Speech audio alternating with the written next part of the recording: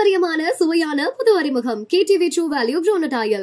MCR Pure Cotton Club, formals and casual shirts. NEET தேர்வு இல்லாத மருத்துவத்துறை சார்ந்த படிப்புகளுக்கு Vinayaka mission school of allied health sciences, Salem, Chennai, Pondicherry. பாகிஸ்தான்ல நீ டெரரிசம் வாயை திறக்கிறதுக்கு பயப்படணும். சிந்தூர் என்ன சொல்றாங்க, நீங்க போய் உங்க மோடி கிட்ட சொல்லு, உங்களை வாழ விட மாட்டோம். ஜஸ்ட் பிகினிங் தான், நம்ம திருப்பி மீட் பண்ண வேண்டியது இருக்குன்றாங்க.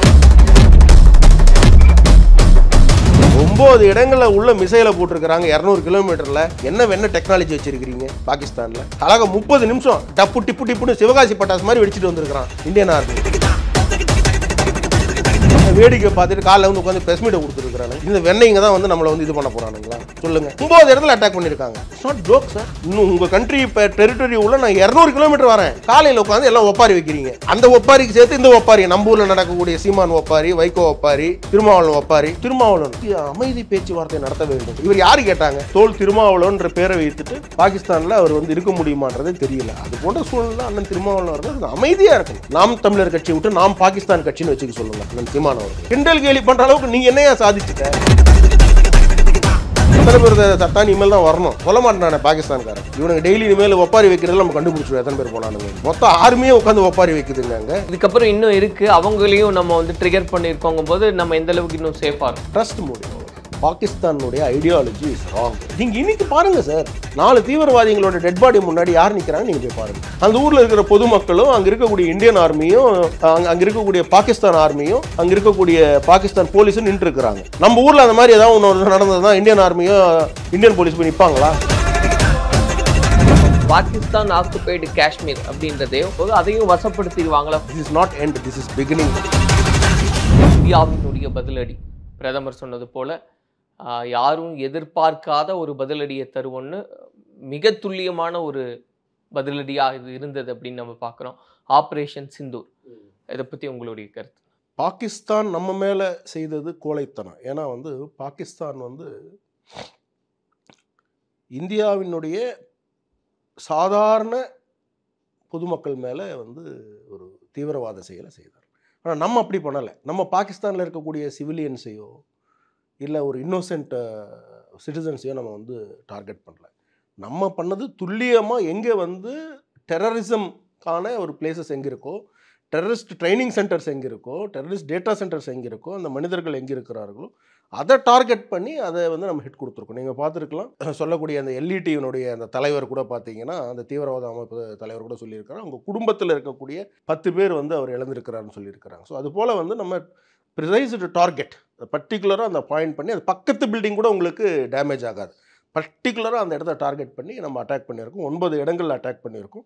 It's a big victory for Indian army, big victory for our nation, and it's a tribute to the innocent souls.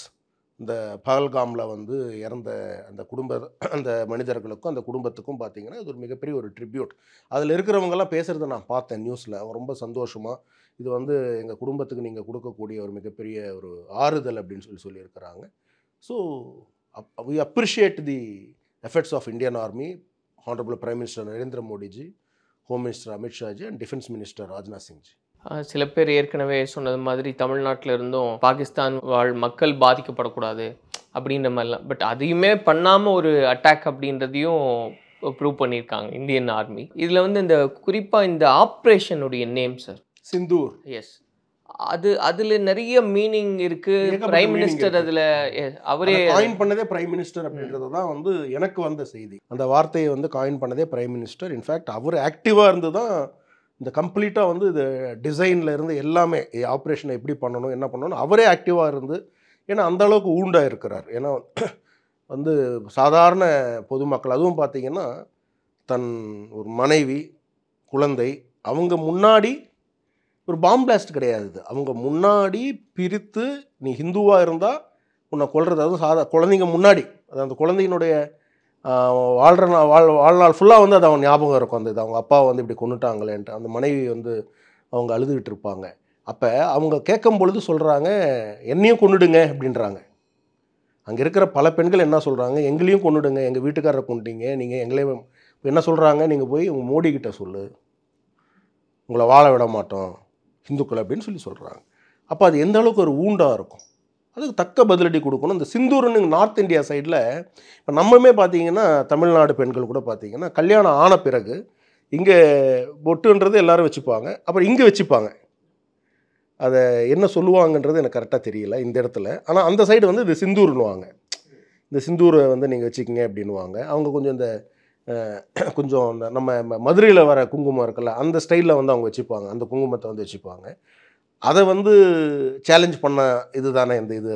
So அதுக்கு பேர் வந்து பெண்களுக்கு ஒரு ட்ரிபியூட் கொடுக்குற மாதிரி சிந்தூர் அப்படின்னு சொல்லி ஆப்ரேஷன் வந்து இது பண்ணியிருக்கிறாங்க. ஸோ இது ஒரு மிகப்பெரிய, ஏன்னா இந்தியாவில் இருக்கக்கூடிய பெண்களுக்கு ஒரு பாதிப்பு வந்தால் என்ன நடக்கும்ன்றதுக்கு வந்து உலக நாடுகளுக்கு ஒரு ஸ்மால் எக்ஸாம்பிள். ஜஸ்ட் பிகினிங் தான், ஜஸ்ட் பிகினிங் தான் இது.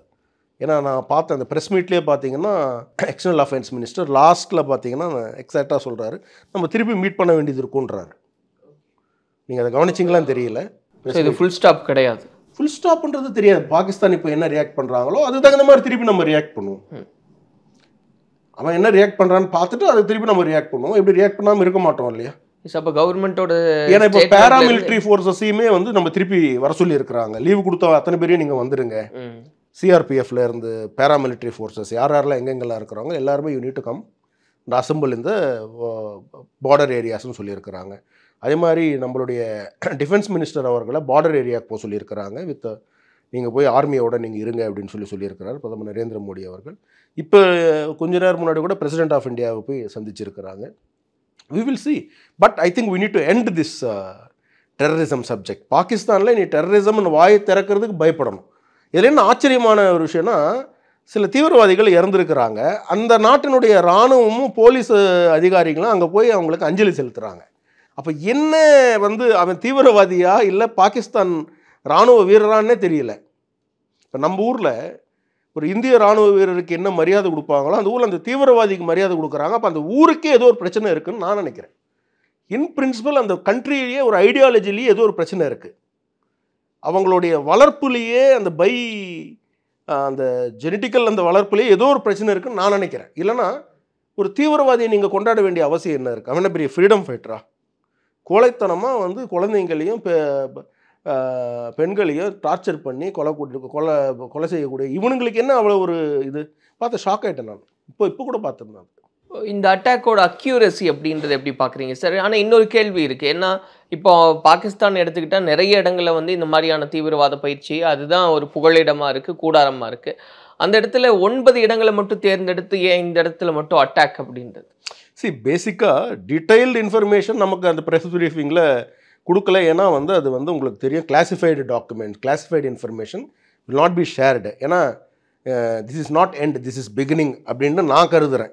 ஏன்னா டெரரிசம்க்கு வந்து இனி இருக்கக்கூடாதுன்னு பிரதமர் நரேந்திர மோடி அவர்கள் சொல்லியிருக்கிறாங்க. அதனால் அதுக்கான ஆக்ஷன்ஸ் இன்னும் கண்டினியூஸாக எடுப்பாங்கன்றது ஐ ஸ்ட்ராங்லி பிலீவ். ஸோ நான் நினைக்கக்கூடிய ஒரு விஷயம் அப்படி என்னென்ன பார்த்தீங்கன்னா, அக்யூரஸியை பொறுத்த வரைக்கும் 99.9% அக்யூரஸி. இது நான் சொல்லலை, பாகிஸ்தானில் இருக்கக்கூடிய மீடியாக்கள்லேருந்து பாகிஸ்தானுடைய அந்த அங்கே இருக்கக்கூடிய ஆர்மி ஜென்ரல் அவர் சொல்கிறார், இந்த மாதிரி இந்த இதிலெல்லாம் வந்து இதாக இருக்கிறாங்க, அதில் 2 சிவிலியன்னு ஒரு குழந்தையெல்லாம் இறந்துருக்குறாங்கன்னா நாங்கள் என்ன சொல்கிறோம், இறந்தவங்களுடைய உடலை காட்டுங்க. குழந்தைங்க இறந்துருக்கிறாங்க, பெரியவங்க இறந்துருக்காங்க அப்படின்னா நீங்கள் உடலை காட்டு, யார் இறந்துருக்காங்கன்னு காட்டு. நைட் நேரத்தில் என்ன வேலை? பெண்கள் இறந்துருக்கிறாங்கன்னு சொல்லுவார். பெண்கள் இப்போ இவங்க டார்கெட் பண்ணது அந்த ட்ரெயின்டு எங்கே இந்த ட்ரைனிங் சென்டர்ஸ் இருக்கோ, டெரரிஸ்ட் எங்கே ட்ரைனிங் சென்டர் அதை எய்ம் பண்ணி அடிக்கிறாங்க. அங்கே பெண்களுக்கு என்ன வேலை? அப்போ தீவிரவாத அமைப்புகளில் பெண்கள் ட்ரெயின் ஆகிறாங்க பாகிஸ்தான்லன்னா அப்போ அவங்களும் தீவிரவாதி தானே. அவங்க பெண் தீவிரவாதினை விட்டுவோமா? No, nothing like that. So the precise target and well appreciated by all intelligence sources, all defence experts எல்லாருமே வந்து இதை அப்ரிஷியேட் பண்ணுறாங்க. சம் பிட்டி பாலிடிக்ஸ் பண்ணக்கூடிய நம்ம ஊரில் இருக்கக்கூடிய இந்த லெட்டர் பேடு கட்சிகள், அட்ரஸ் தெரியாதவங்க, அவங்க போனாவே 4 பேர் கூட பின்னாடி வரமாட்டாங்க. அது போன்றவர்கள் வந்து நீங்கள் வந்து ஐயோ பாகிஸ்தானில் அதாயிடுமோ, நான் என்ன அவ்வளோ அக்கறையாக இருந்தால் அண்ணன் திருமாவளவன் அவர்களாம் பாகிஸ்தானில் போய் அரசியல் செய்யலாம். 10 நிமிடம் அவர் வந்து தோல் திருமாவளவன்ற பேரை வைத்துட்டு பாகிஸ்தானில் அவர் வந்து இருக்க முடியுமான்றதே தெரியல. அது போன்ற சூழ்நிலை அண்ணன் திருமாவளவன் அவர்கள் கொஞ்சம் அமைதியாக இருக்கணும். அவருக்கு தெரிஞ்ச பாலிடிக்ஸ் எல்லாம் என்னது? திமுக கிட்ட போகணும், திமுக கிட்ட காசு வாங்கணும், திமுக கிட்ட இருந்து ஏதோ அரசியல் செய்தி பிளப்பு நடத்தணும், அவ்வளோதான். அதை விட்டுட்டு இதெல்லாம் நம்ம பேசக்கூடாது. ஏன்னா இதெல்லாம் நம்மளுடைய தகுதிக்கு மீறிய ஒரு விஷயங்கள். அவருக்கு தெரியறதுக்கான வாய்ப்பே கிடையாது. அதனால் அவருக்கு தெரிஞ்சதெல்லாம் என்ன, ஏதோ கோஷம் போடுறது, அங்கங்கே அரசியல் பண்ணுறது, கட்ட பஞ்சாயத்து பண்ணுறது, ரவுடித்தனம் பண்ணுறது, இதை பண்ணிவிட்டு நம்ம புலப்பத்தனம் இல்லாமல் தவிர இந்த இராணுவ இதில் நம்ம தலையிடக்கூடாது. நமக்கு தகுதி இல்லை. பேசிக்காக தொல் திருமாவளவுக்கு அந்த தகுதி கிடையாது.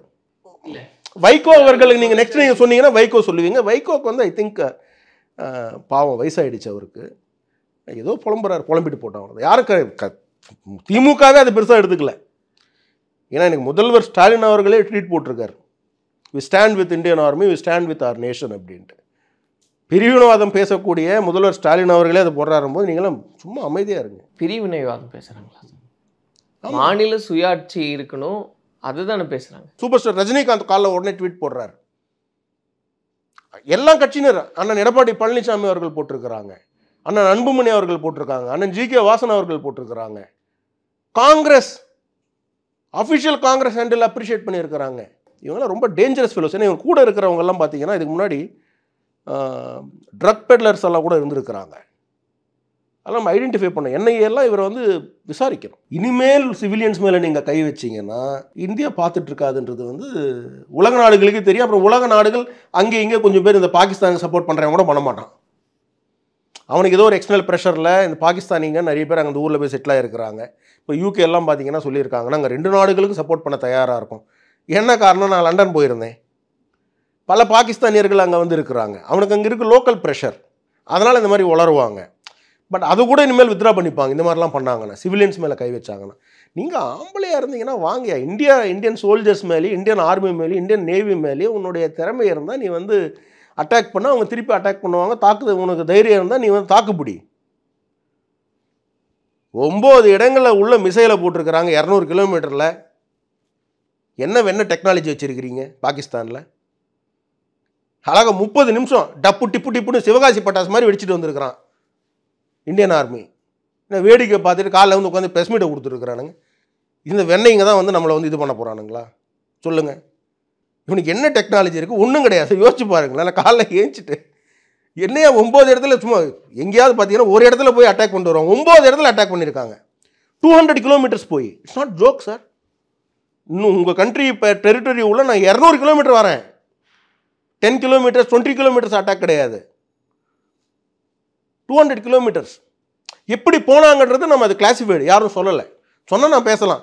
எப்படி வந்து ஏர்ஃபோர்ஸில் போய் அட்டாக் பண்ணாங்களா, இல்லை ட்ரோன் டெக்னாலஜி யூஸ் பண்ணாங்களா, இல்லை லேண்ட் மிசைல் யூஸ் பண்ணாங்களா, பிரம்மோஸ் யூஸ், அது எதுவுமே நமக்கு கிளாசிஃபைட் சொல்லலை. சொல்லாத வரைக்கும் நமக்கும் தெரியாது. இப்போ நான் நிறைய பேர் பேசுகிறத பார்க்குறேன், வந்து இந்த மிசைல் போயிட்டாங்க, அடுத்தது பிரம்மோஸ், அடுத்தது யாருக்கும் எதுவும் தெரியாது. என்ன ப்ரெஸ் பிரீஃபிங் கொடுத்துருக்காங்களோ அவ்வளோதான் information.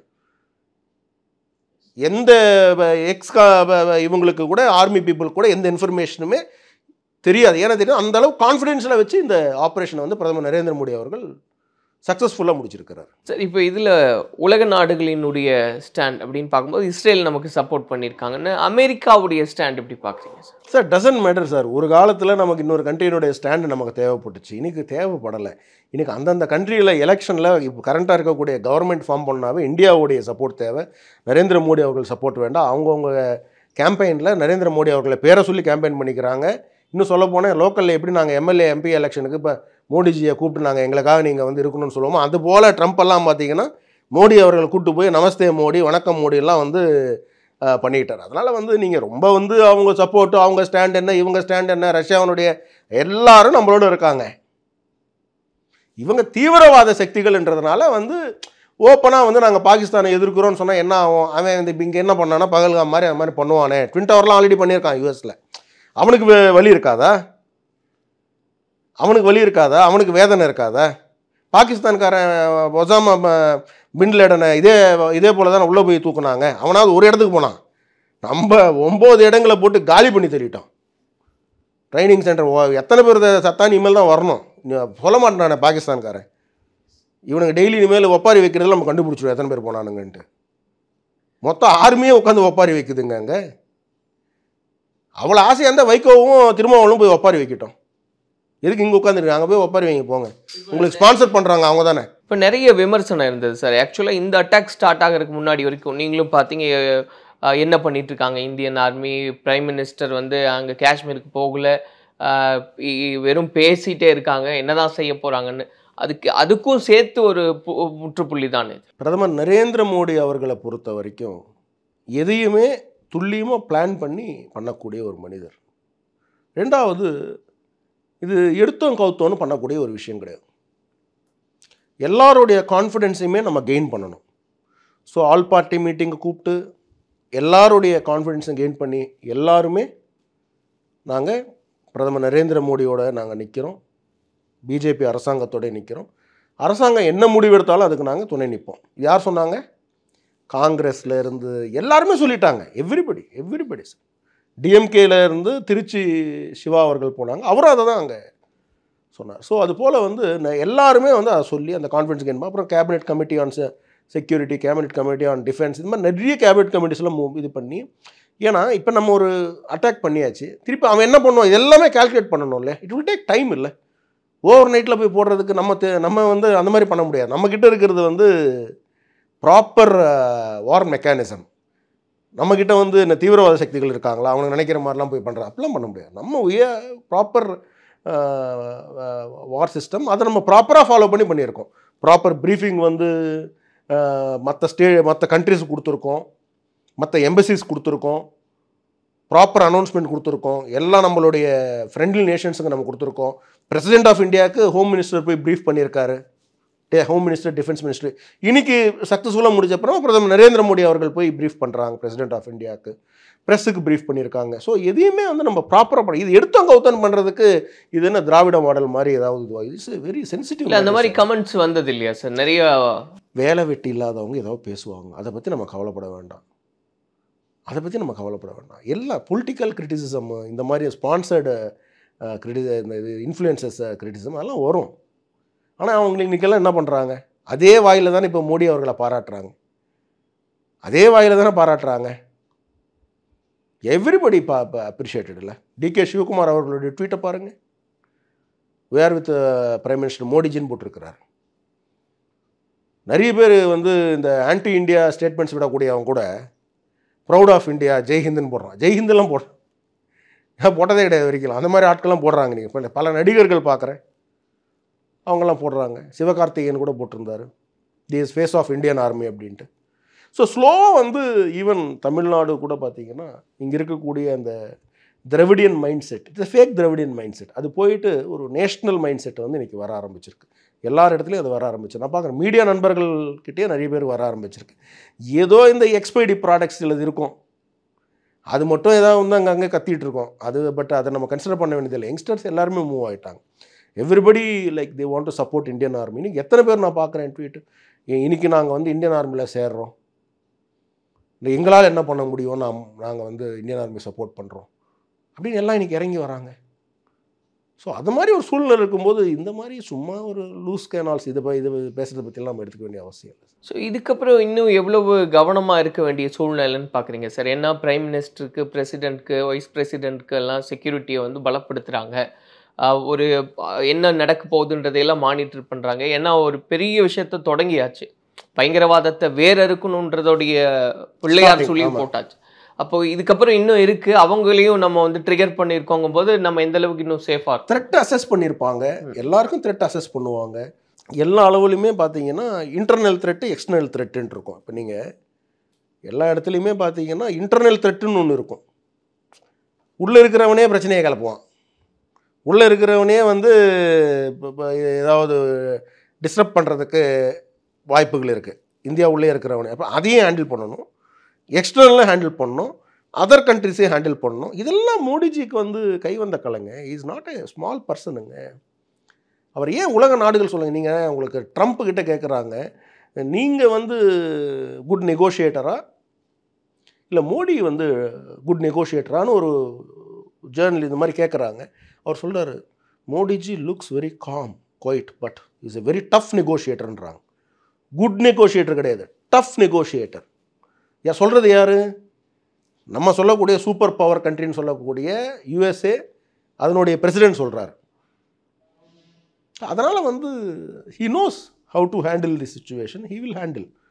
All we need to do, we trust Modi. Trust Modi அவ்வளோ. ஃபைனலாக சார், இப்போ இதுதான் தொடக்கம் அப்படிங்கும்போது இது எந்த இதை நோக்கி போகுது? ஏன்னா ஆரம்பத்திலேயே வந்து ராஜாங்க ரீதியிலான நடவடிக்கைகள் அப்படிங்கும்போது அவங்களுடைய பொருளாதாரத்தை மையப்படுத்தி நிறைய நடவடிக்கைகளை வந்து இந்திய அரசாங்கம் எடுத்துட்டாங்க.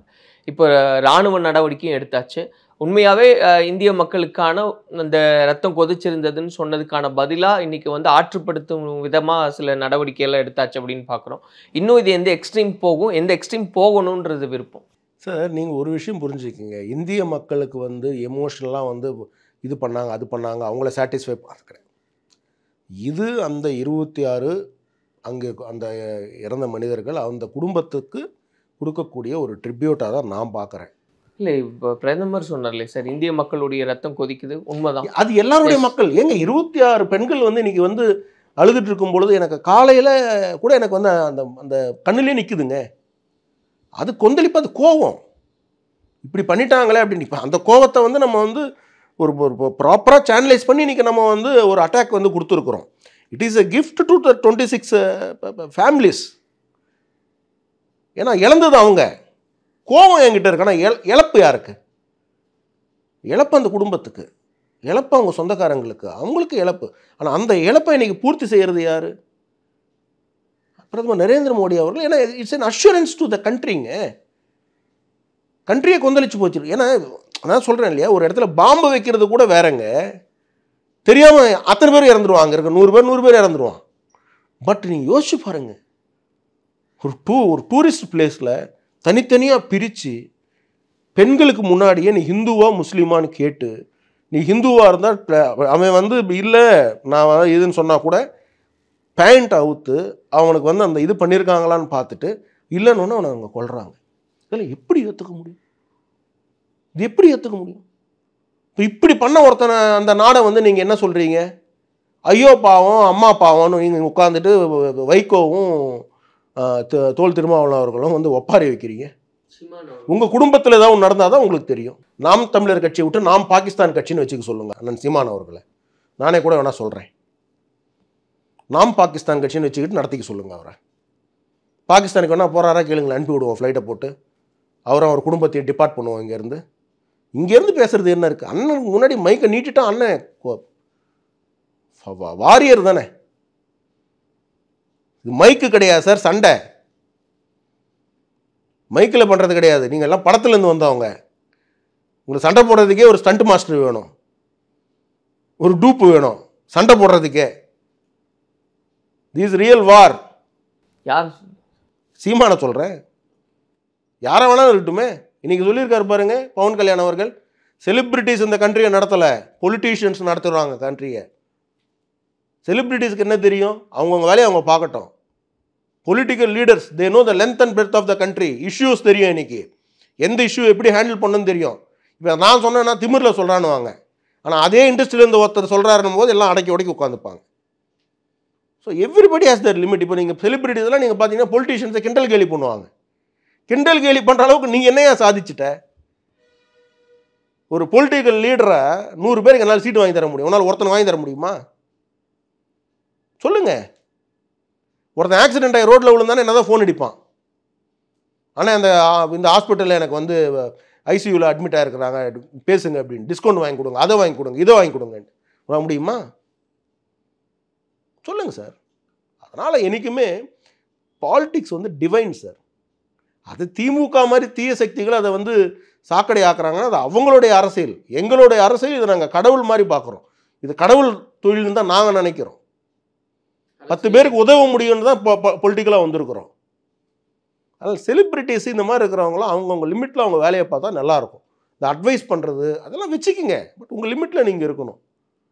அதனால் பவன் கல்யாண் அவர்கள் தெளிவாக சொல்லியிருக்காங்க, celebrities are not running this country. Political leaders who know the issues of the country, who know the length and breadth of the country, running this nation. So we know how to run the country அப்படின்னு சொல்லியிருக்கிறார். அமைதியாக அவங்கவுங்க வேலையை பார்க்கணும். கவர்மெண்ட்டுக்கு முடிஞ்சால் support பண்ணணும். இல்லை அமைதியாக உட்காந்தோமா, படத்துக்கு போனோமா, நடித்தோமா, வந்தோமா, 4 காசு பார்த்தோமா, குழந்தை குட்டிகளோட ஜாலியாக இருக்கிறோமா, அவ்வளோதான். புரியுதுங்களா சார்? ஏதாவது என்னைக்காவது ஒரு செலிபிரிட்டின்னு சொல்லி யாரையாவது ஒருத்தர் அட்டாக் பண்ணியிருக்காங்களா? பொலிட்டிக்கல் லீடரை தானே சார் அட்டாக் பண்ணுவாங்க. சொல்லுங்களேன். எத்தனையோ உயிரை நாங்கள் வந்து தியாகம் பண்ணியிருக்கோம் சார். இந்த கட்சி பாரதிய ஜனதா கட்சி தமிழ்நாட்டிலேயே 100க்கும் மேற்பட்டவர்கள் இதே தீவிரவாத சக்திகளால் வந்து நாங்கள் வந்து உயிரை வந்து தியாகம் பண்ணியிருக்கோம். இந்த கட்சி இறந்தவங்கலாம் எதுக்காக இறந்து போகிறேன்? இந்த நாட்டுக்காக தானே. அவன் குடும்பமும் எனக்கு சந்தோஷப்படும். ஃபைனலாக ஒரே ஒரு கொஸ்டின் சார். இப்போது இந்த சிச்சுவேஷன் அப்படின்றது கிளியர் கட்டாக சொல்லியிருக்காங்க, இது வந்து தீவிரவாதத்திற்கு எதிரானது, இந்த நடவடிக்கை வேறு இருப்போம்னு. அப்போ அது தொடரும் அப்படின்றது தான் கிட்டத்தட்ட நீங்கள் ரொம்ப கிளியராக புரிஞ்சுக்கிங்க. பாகிஸ்தானுடைய ideology is wrong. Pakistan is a terror state. Terror ஸ்பான்சர்லாம் கிடையாது, அவனே டெரர் ஸ்டேட்டு தான். ஏன்னா நீங்கள் வந்து ஒரு இந்தியன் பாகிஸ்தான் வந்து புகலிடம் இல்லை, பிறப்பிடமே.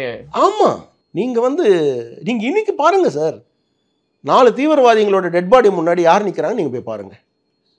அந்த ஊரில் இருக்கிற பொதுமக்களும், அங்கே இருக்கக்கூடிய இந்தியன் ஆர்மியும், அங்கே இருக்கக்கூடிய பாகிஸ்தான் ஆர்மியும், அங்கே இருக்கக்கூடிய பாகிஸ்தான் போலீஸும் நின்றுருக்குறாங்க. நம்ம ஊரில் அந்த மாதிரி ஏதாவது ஒன்று நடந்ததுன்னா இந்தியன் ஆர்மியும் இந்தியன் போலீஸ் போய் நிற்பாங்களா? சொல்லுங்கள். அப்போ இதுதான் இங்கே நடக்கக்கூடிய பிரச்சனை. அந்த நாட்டிலேயே அதனுடைய ஐடியாலஜியே ராங். நீங்கள் அங்கே இருக்கிற இனி அங்கே இருக்கக்கூடிய மக்களுக்கு வந்து நீங்கள் இனிமேல் வந்து அவங்களுக்கு ப்ராப்பராக நீங்கள் வந்து அவங்கள வந்து கன்வெர்ட் பண்ண முடியுமான்றதே எனக்கு தெரியல. இல்லை, அது சொன்ன மாதிரி அங்கே நிறைய பிரச்சனைகள் இருக்குது. இப்போ இது ஒரு மிகப்பெரிய த்ரெட்டாக இருக்குது அப்படின்றதெல்லாம் பார்க்குறோம் சார். இந்த சமயத்தில் இன்னொரு பாயிண்ட்டையும் சொல்கிறாங்க. இப்போ பாகிஸ்தான் ஆக்குபைடு காஷ்மீர் அப்படின்றதையும், ஏன்னா அதுவும் நம்மளோடது அப்படிங்கும்போது அதையும் வசப்படுத்திடுவாங்களா கூடிய விரைவில் அப்படின்ற அந்த கேள்வியெல்லாம் இதை ஒட்டியே இருக்குது. என்னுடைய ஆசை நிறைவேறுமான்றதெல்லாம் இனிமேல் இருந்து தான் பார்க்கணும். It is my expectation also. நானும் ஒரு சாதாரண மனிதர் தானே. அது நம்ம ஊர், ஆனால் பாகிஸ்தானே நம்ம ஊர் தானே. அந்த கணக்கு வந்தீங்கன்னா அதுவே நம்ம பிரித்து கொடுத்தவங்கள போனால் போட்டுன்னு போய் பிரித்து கொடுத்தது ஒரு இது தானே. அந்த விளைவு தானே எனக்கு இவ்வளோ பிரச்சனையை நம்ம உருவாக்கி இருக்குங்க நமக்கு. அதுவே நம்ம ஊர் தானே. சரியா? அது போகிற இனிமேல் போகும்போது matter is very sensitive. I am sure ஒரு குட் ரிசல்ட் வந்து நமக்கு இந்தியாவுக்கு வரும்னு நான் கருதுகிறேன். ஏன்னா வந்து பொலிட்டிக்கலாக நான் இந்த ஸ்டேட்மெண்ட்டை சொல்லலை. எனக்கு இருக்கக்கூடிய என்னுடைய நான் இதுக்கு முன்னாடி ஒர்க் பண்ணியிருக்கக்கூடிய சில ஆர்கனைசேஷன்ஸ், அதில் இருக்கக்கூடிய மெம்பர்ஸ், அவங்களோட நான் ஒர்க் பண்ணியிருக்கேன். நிறைய இன்டெலிஜென்ஸ் ஏஜென்சிஸோட ஒர்க் பண்ணியிருக்கேன். ஐ மீன் அஃபிஷியலி ஐ ஒர்க்ட்.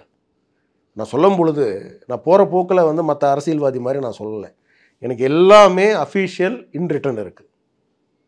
இன் ரிட்டன் எனக்கு அப்ரிஷியேட் பண்ணது இருக்குது. நான் ஒர்க் பண்ணதுக்கான ஆர்டர்ஸ் இருக்குது. இதை நான் பப்ளிக்காக நான் காட்டணும்னு அவசியம் எனக்கு கிடையாது. என் மேலே கேஸ் போட்டால் நான் காட்டுறேன், அது வேறு. பட்டு இந்த மாதிரி சொல்கிறாருங்க, அவர்கிட்ட எதுவுமே இல்லை. முன்னாடி கூட எனக்கு ஞாபகம் இருக்குது, எங்கள் கட்சியில் கூட சில பேர் வந்து இவர் அட்வைஸராக இருந்ததே கிடையாது, சென்ட்ரல் மினிஸ்டர். சில வைத்தறிச்சல் இருக்க தானே செய்யும் எல்லாருக்கும். அப்போ நான் நினச்சேன், இந்த அளவுக்கு வந்து அறியாமையில் நிறைய பேர் இருக்கிறாங்க. நான் மினிஸ்ட்ரி ஆஃப் ஹோம் அஃபேர்ஸ்னுடைய எம்ப்ளாயியாக இருந்திருக்கேன், ஐடி கார்டு ஹோல்டர் நான். இது உள்ளே இருக்க ஐடி கார்டு. ஆனால் உனக்கு காட்ட வேண்டிய அவசியம் நான் கிடையாது. ஏன்னா நான் ஒன்று ப்ரூவ் பண்ணிக்க வேண்டிய அவசியம் இல்லை. அதனால் நான் சொல்கிறேன், நிறைய ஏஜென்சிஸோடு நான் ஒர்க் பண்ணியிருக்கேன். அதனுடைய அந்த எக்ஸ்பர்ட் நாலேஜை வச்சு நான் சொல்கிறேன். It has begin. I think ரொம்ப ஸ்ட்ராங்காக இருக்கும் தான் நான் நினைக்கிறேன். அவங்களுடைய இந்தியன் உடைய டிஃபென்ஸை வந்து ரொம்ப அண்டர் எஸ்டிமேட் பண்ணிட்டாங்க உலக நாடுகள். அதனால தான் இப்போ ஜஸ்ட் சாம்பிள் காட்டியிருக்கோம். இமேஜின் பண்ணி பாருங்களேன் சார். இப்போ இங்கேருந்து நான் வந்து ஒரு கேட்டட் கம்யூனிட்டி உள்ளே வந்தாவே ஒரு செக்யூரிட்டி இருக்கிறான், அங்கே ஒருத்தர் நின்றுருப்பான், எல்லாம் வந்து நின்றுக்கிட்டு அவங்க உள்ளே வரலாமா வேணாமா எல்லாம் பார்த்துட்டு ஓனர்கிட்ட பேசி, ஏங்க உங்கள் நாட்டு உள்ள நான் 200 கிலோமீட்டர் உள்ளே வந்து உங்களை அடிச்சுட்டு வரேங்க, நீ தூங்கிட்டு இருக்க, காலையில் உட்காந்து எல்லாம் ஒப்பாரி வைக்கிறீங்க. அந்த ஒப்பாரிக்கு சேர்த்து இந்த ஒப்பாரி, நம்ம ஊரில் நடக்கக்கூடிய சீமான் ஒப்பாரி, வைகோ ஒப்பாரி, திருமாவளவன் ஒப்பாரி. திருமாவளவன் அமைதி பேச்சுவார்த்தை நடத்த வேண்டும். இவர் இங்கே நின்று சொல்லுவார் அமைதி பேச்சுவார்த்தை. இவர் யார் கேட்டாங்க? இவர் பார்ட்டியாக கூட கன்சிடர் பண்ணலைங்க, ஒரு எம்பிக்கு. அவர் எது யோசிச்சு பாருங்க, இவருக்கு எதுக்கு இதெல்லாம் தேவையில்லாதது? நிறைய திமுக காரர்கள் கூட இன்னைக்கு வந்து இந்திய அரசாங்கத்துக்கும் பிரதமருக்கும் சப்போர்ட் பண்ணியிருக்காங்க. டிஆர்பி ராஜா சொல்லணும்னு நினைக்கிறேன். எனக்கு அவருக்கு ஏகப்பட்ட கருத்து வேறுபாடு இருந்தாலும் அவர் ட்வீட் போட்டிருக்கார். ஆனால் சகோதரர் உதயநிதி ஸ்டாலின் மேலே இவ்வளோ கோபம் வருது, அவர் ஏன் ஒரு வார்த்தை கூட சொல்லலையேன்னு ரொம்ப வருத்தமாக இருக்கு. ஸோ இன்னும் இந்தியா இராணுவத்துடைய அடுத்தடுத்த நகர்வு எப்படி இருக்குது அப்படின்றத ஒட்டி நம்ம இன்னும் நிறைய பேசலாம். நன்றி. பாரம்பரியமான சுவையான புது அறிமுகம் KTV True Value Groundnut Oil. MCR Pure Cotton Club, formals and casual shirts. NEET தேர்வு இல்லாத மருத்துவத்துறை சார்ந்த படிப்புகளுக்கு Vinayaka mission school of allied health science, Salem, Chennai, Pondicherry.